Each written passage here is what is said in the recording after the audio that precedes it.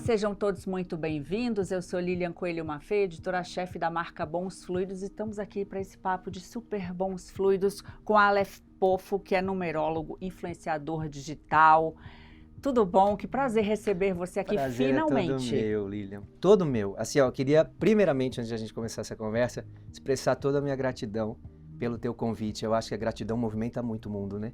Então, se você não é grato pelas coisas, você não ganha mais, né? Não ganha mais, né? Então, esse convite está sendo fundamental para que a gente possa trocar essa ideia, me apresentar para novas pessoas e atingir cada vez mais pessoas através da minha palavra. Isso para mim é muito importante. E Verdade, agora você está aqui em São Paulo, por favor, tá 3 pertinho semanas da aí gente aqui, e espero viu? ficar muito mais tempo aí. Estou gostando muito de São Paulo. Faça desse espaço a sua sala de visitas, a sua sala de estar, fique à Axé. vontade, cheio de bons fluidos aqui. Show de bola, axé. Eu quero saber como é que teve início essa tua trajetória, você unir espiritualidade com numerologia, como é que tudo começou? Menina, eu acho que tudo assim, vai dentro do mesmo balaio, assim, né? A gente vai desenvolvendo e aos poucos as coisas vão se apresentando pra gente, a gente vai absorvendo aquilo que faz sentido, né?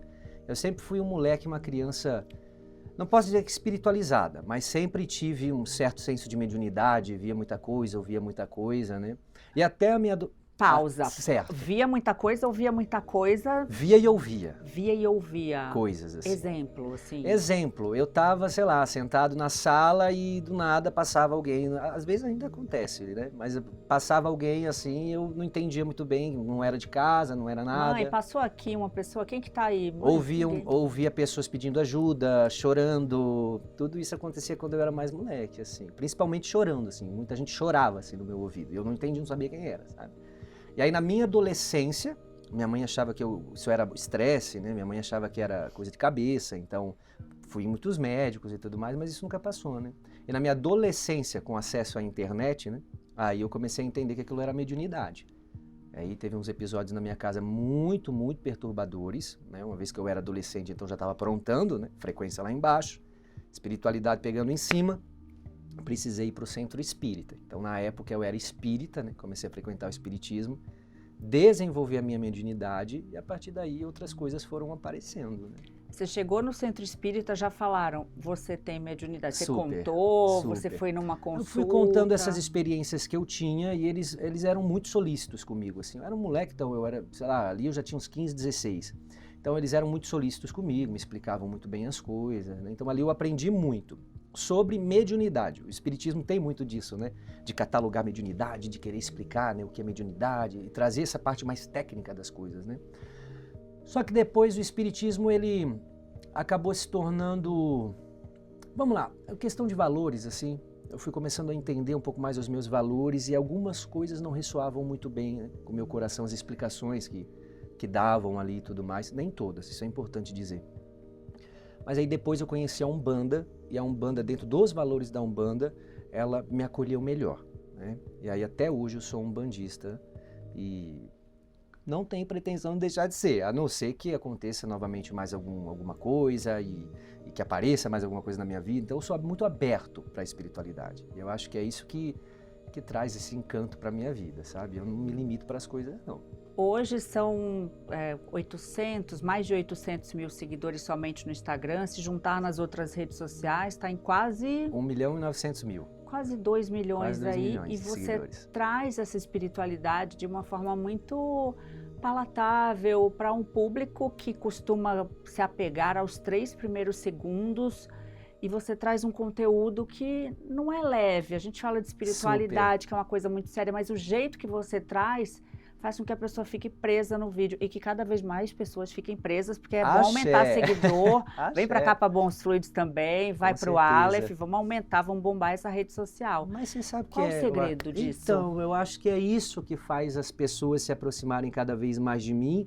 Não só de mim, eu acho que eu sou ferramenta para isso. Isso é importante dizer. Mas a gente gosta, né? A gente gosta de seguidor, a gente gosta de ser abraçado na rua, de ser acolhido e tudo mais. Mas eu me vejo muito como essa ferramenta de trazer, quem sabe, trazer uma espiritualidade um pouco mais acessível, mas um pouco mais do dia a dia. Eu acho que a gente tem tantas camadas para vivenciar no nosso dia a dia, são tantas coisas que a gente precisa resolver, A espiritualidade é uma delas e ela é muito importante. Então a gente tem que tirar, eu acho que a gente tem que tirar muito a espiritualidade desse lugar de sofrimento, desse lugar de labuta, sabe? O que a gente está fazendo aqui é espiritualidade pura, sabe? A gente está filosofando, a gente está se aprofundando em determinados assuntos, a gente está se conhecendo, a gente está trocando energia. Isso aqui é espiritualidade, sabe? Então a espiritualidade não é uma camada fora, sabe, da tua vida. A espiritualidade, ela anda junto com você em todos os sentidos. Quando você vai trabalhar, quando você está tomando teu café, quando você acorda com consciência. E eu acho que é isso que as pessoas compram de mim. Eu não deixei de ser eu, sabe? Eu sou uma pessoa muito comum, eu sou uma pessoa muito simples dentro da minha vivência. E as pessoas, eu acho que elas acolhem isso, elas se veem em mim e entendem que a partir dali elas conseguem trabalhar a espiritualidade sem deixar de ser elas, sem deixar de ter essa lacuna, né? Esse espaço enorme entre a espiritualidade e a vida diária, sabe? Para lidar com a espiritualidade tem que ter um manto de santidade, tem que ir a um local específico, não é sobre isso. Não, Deus está aqui. Deus está aqui, a espiritualidade está aqui. A gente é pura consciência, nós somos o nosso próprio universo, sabe? Quando a gente se trata bem, se trata com carinho, se enxerga, se olha, entende as atitudes que a gente tem para o mundo, a gente está cultivando a nossa espiritualidade, a gente está cultivando o nosso universo, né? Eu acho que é isso importante. O que as pessoas mais buscam quando a gente fala de espiritualidade, quando a gente fala dos vídeos que você coloca em relação à firmeza para determinada entidade, para atrair amor, dinheiro? Tem algum vídeo teu que você fale, esse aqui eu não imaginava, ou eu imaginava, mas bombou? O pessoal adora, a gente vai explicando tudo, né? Fala de muitas coisas dentro da espiritualidade, mas o pessoal gosta mesmo de dinheiro, né? Dinheiro, né? O pessoal gosta mesmo das patacas e gosta, se for levar para um lado da Umbanda, gosta muito de Exu, de Pombogira, gosta desse lado mais terreno, né? De cuidar desse lado terreno. Eu não acho tão ruim, vou ser bem honesto, assim. Acho que a gente tem que trabalhar toda essa parte espiritual, acho que a direita, essa parte mais fluida da energia, né? Essa parte mais da alma é muito importante. Eu acho que isso faz você transcender muito, mas compreender a parte terrena da espiritualidade é muito importante também. Por quê? Porque em várias religiões a gente vê isso. A gente negligenciando essa parte, né? Muitas das vezes, e a nossa parte sombra, por exemplo, que está muito envolvida com as questões da terra, né? Com essa energia mais telúrica, a Umbanda, né? ela traz isso para fora. Então, você lidar muito com essa parte sombra, né? Você tem ela muito próxima de você. Enquanto outras religiões, elas tentam apagar isso, né? Colocar isso num lugar muito de bastidor, né? Como se não existisse sombra, não existisse coisas terrenas a serem trabalhadas no mundo. Então, eu acho que é válido a gente falar sobre coisas terrenas dentro da espiritualidade também, entende? E é o que você traz de uma forma, de novo, muito didática, muito bem-humorada, é com essa leveza que você traz. Agora, por exemplo, você mudou para cá, para São Paulo. Quando uma pessoa muda para uma casa nova, o que tem que fazer? É só entrar e tá tudo certo? Não. O que é possível fazer para não pegar a energia do dono anterior? Olha, quando você tem possibilidade, você busca entender o histórico da casa, né? Eu consegui ter acesso ao histórico da casa, conversei com o dono e tudo mais, embora eu tenha feito por aplicativo, geralmente a gente não tem esse contato com o dono, né? Eu tive condição de ter o contato com o dono. Então, eu entendi até a construção do prédio, eu entendi. Descobri que aquele prédio até maternidade já foi, pra você ter uma ideia. Então, assim, fui muito a fundo, né? Pra conhecer e entender as energias. Tem que perguntar quem morreu? Alguém morreu aqui? Pô, é importante. É legal você perguntar, né? Você saber se alguém morreu, né? Mas mesmo que não tenha, se você não tenha essa informação, independentemente, se for uma energia boa, uma energia ruim, estiver dentro daquela casa, uma limpeza é sempre fundamental, né? Eu mesmo conhecendo a história daquele prédio, conhecendo a história daquele apartamento, eu não deixei de fazer minha limpeza, né? Fazer as minhas firmezas dentro de casa, cuidar da entrada da minha porta, selar a entrada da minha porta para não entrar energia ruim, limpar o chão da minha casa para tirar as energias urucubaca de lá de dentro, né? Quando a gente fala em limpeza, anil e alfazema, só para começar. Eu gosto. O que você recomenda? Eu prefiro, pelo menos, o sal grosso ele faz bastante sentido nesse caso de limpeza mais profunda, mas limpeza mais pós-obra mesmo, né? Que é para tirar aquele tudo, né?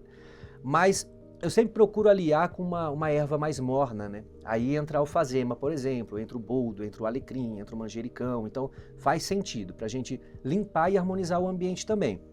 Ah, não uso sal grosso. Aí você poderia usar uma erva quente, porque a erva quente faz papel de limpeza.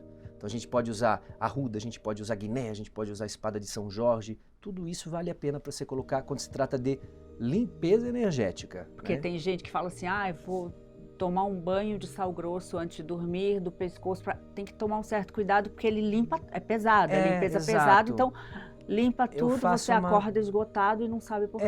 Eu faço uma analogia assim, é como se fosse é como se desgastasse a aura, mas não é nesse sentido, é uma analogia, né? Deixa a tua aura muito suscetível, né? Então muito desgastada, então você tira o limpo, você tira o ruim, você tira o bom, e aí você fica vulnerável a receber qualquer outra coisa. Então, se for usar sal grosso, elimina com sal grosso, mas também coloca outras ervas dentro daquele banho para que a gente possa harmonizar de uma forma mais adequada. Então, enquanto você está limpando, você também precisa trazer algumas energias para equilibrar o teu campo magnético, o teu campo áurico, entende? Agora tem uma outra questão que é em relação a acender vela dentro de casa. Uhum. Qual a regra geral? O que pode, o que não pode? Pode acender para a pessoa que já morreu dentro de casa? Acender para a entidade de esquerda é sempre no quintal, para Exu, para Pombagira. O copo d'água, aliás, a gente está sem água aqui, você está com sede? Me Não, fala tranquilo. Por enquanto, se eu der uma engasgada, Tá aí vocês bom. me socorrem, hein?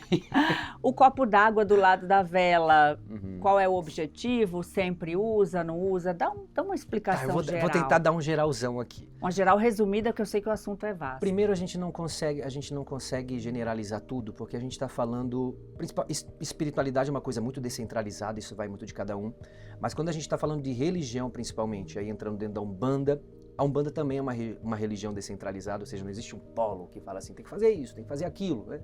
Então, ela, dependendo dos lugares, né, da cultura daquele pai de santo, da cultura da própria região, né, da onde ela bebeu, ela vai trazer vários ensinamentos diferentes, fundamentos diferentes. Isso faz a Umbanda ser uma colcha de retalhos, né? Mas ao mesmo tempo faz ela ser pluri, faz ela ser bonita, né? Então eu não posso falar pela Umbanda, mas eu posso falar sobre o fundamento que eu trago para a minha vida. Sim. Isso é importante dizer. Vela é sempre importante. Eu não conheço minha entidade e aí pode pegar quiumba, espírito obsessores, o quê? Eu não acredito nisso, porque eu acredito que todo mundo tem espiritualidade, ninguém é desamparado espiritualmente, independentemente de ter obrigação na cabeça ou não. Então, se você firma uma vela, ou seja, se você coloca intenção no que você está fazendo, você está aproximando a tua espiritualidade daquilo, a tua espiritualidade ela não vai te desamparar. É esse o segredo, firmar a vela Firmeza é falar, importante. esta vela está direcionada para meu espírito protetor, minha entidade X, quem estiver me ajudando, quem vier me ajudar, quem tiver, por aí. É intenção. Porque quando você está firmando uma vela, você está colocando intenção. Você está passando pela tua consciência. E o universo, ele é consciência, né? Tudo que a gente faz na vida, a gente passa pela nossa consciência. Para eu estar aqui agora com você, isso passou pela minha consciência. Para eu entrar dentro do carro de aplicativo, passou pela minha consciência. Para eu, por exemplo, precisar matar minha sede, né? Como você mesmo falou, precisou passar pela minha consciência para que eu pudesse tomar um copo d'água. Então, tudo principia no consciente. E uma vela não vai ser diferente. Quando você coloca a tua intenção ali, você está trazendo consciência para aquilo que você está fazendo. Você está co-criando aquilo para o universo, né? Então, sim, o segredo de uma vela é você trazer consciência para aquela vela, para aquele ato que você está fazendo naquele momento. E se você coloca aquilo, a tua espiritualidade vai te proteger. Ela resolve. Ela resolve, com certeza. Você falou agora que tudo é consciência. E tudo é número também? Eu acredito que tudo é... Numerólogo, como é que surgiu esse viés na tua vida, que hoje é um pilar tão importante com a numerologia? Tudo é número? Para mim, tudo é número. Onde tem número, você consegue calcular energia. E os números, eles falam mais do que qualquer pessoa possa imaginar. A gente tem muito essa ideia de que o número, ele traz aquela ideia muito quantitativa, né? Eu tenho um copo d'água, eu tenho uma lapiseira, eu tenho uma caneta, mas os números, eles nos trazem uma ideia muito qualitativa também. Eles nos trazem qualidades para as coisas mesmo, né? E tudo tem uma qualidade, tudo carrega uma energia. O ser humano principalmente, né? O ser humano carrega não só um número, carrega vários números, e esses números, eles são capazes de apontar o lado luz daquela energia, o lado sombra daquela energia. Por isso que é fundamental a numerologia, que uma vez que a gente compreende os números que aquela pessoa carrega, ou seja, as energias que aquela pessoa carrega, a gente consegue entender se ela está inclinada para o lado sombra, ou seja, se ela está usando aquela energia para um lado negativo, ou inclinada para um lado luz, né, usando aquela energia a favor da caminhada dela. E aí, novamente, quando você entende tudo isso que você carrega, você leva as tuas ações para a consciência e a partir da tua consciência você muda as tuas atitudes para o mundo. Então, numerologia para mim numerologia me salvou, numerologia... Por que te salvou? Porque eu conheci a numerologia num momento muito ruim da minha vida. Eu posso afirmar com todas as letras e números que aquele momento ali, se eu não conhecesse a numerologia, eu não estaria mais aqui, né, nesse plano. Eu não estaria mais. Eu teria tirado a minha vida, sabe? Eu cheguei num momento assim de não ter mais propósito, de não entender mais o que eu estava fazendo, um momento de muitas frustrações na minha vida e não foi obra do acaso, eu não acredito nisso, sabe? Eu tinha uma amiga que estava estudando numerologia e essa amiga ela quis fazer tipo um teste, sabe? Um laboratório comigo. Vamos, que estava aprendendo também, né? Vamos fazer aqui tudo mais, a tua numerologia e as coisas que foram aparecendo, as energias que foram sendo apresentadas para mim, né? Que eu carregava, eu vi que eu estava carregando muita sombra dentro dessas energias, sabe? Então eu estava inclinado para um lado muito ruim dessas energias. E quando eu trouxe isso para minha consciência, minha vida mudou da água para o vinho. Minha vida se transformou de verdade com numerologia, assim. É por isso que eu defendo a numerologia com unhas e dentes, assim. Eu acho que a numerologia ela é muito transformadora, ela pode enriquecer muito a vida do ser humano. Quando a gente fala em numerologia, a gente tem que olhar para que tipo de contrato foi firmado. É possível olhar para trás, tem que olhar para trás. Quando a gente fala para trás é reencarnação, vidas passadas, propósito hoje. Passa por espiritualidade também? Passa. A numerologia é uma ciência totalmente esotérica, né? Então, a gente está falando, quando a gente fala de energia, a gente fala de espiritualidade, né? Então, sim, a gente pode falar um pouco sobre questões de vidas passadas. Tem numerologia, tem escolas de numerologia, principalmente a numerologia kármica, ela vai trabalhar muito essas questões. Mas é importante dizer que, como a numerologia aponta muitas coisas, existem várias filosofias dentro da numerologia.